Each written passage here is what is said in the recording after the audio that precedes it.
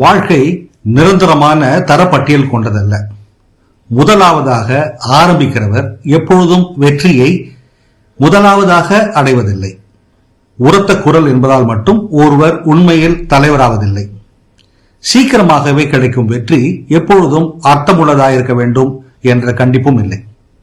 சில வேளைகளில் பொறுமை சோதிக்கப்பட்ட பின்பு, சுயத்தில் சந்தேகம் எழுந்த பின்னர், மற்றவர்கள் முன்னேறிய பின்னரே தாமதமாக பலன் வந்து சேர்கிறது. ஆனால் நேரமோ காலமோ எப்பொழுதும் முடிவை தீர்மானிப்பதில்லை. இறுதியாக தோன்றுகிறவர் விடாமுயற்சி, தாழ்மை, தெளிவு ஆகிய குணங்களை கொண்டிருக்கிறார்கள். அவர்கள் அமைதியாக கவனிக்கிறார்கள். மற்றவர்களின் தவறுகளிலிருந்து பாடம் படித்துக் கொள்கிறார்கள். யாரும் பார்க்காத பொழுது தங்கள் வலிமையை பெருக்கிக் கொள்கிறார்கள். தங்களுக்கான தருணம் வரும்பொழுது அவர்கள் பற்றிக் கொள்வதோடு தலைமையை ஏற்றும் நடத்துகிறார்கள். தலைமைத்துவம் என்பது வேகத்தை பொறுத்ததல்ல, அது தரிசனத்தை பொறுத்தது.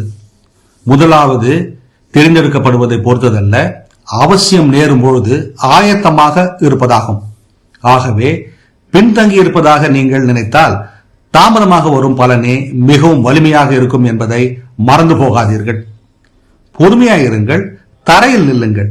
உங்களுக்கான நேரம் சீக்கிரமே வர வேண்டும் என்பதில்லை, ஏற்ற நேரத்தில் வந்தால் போதும்.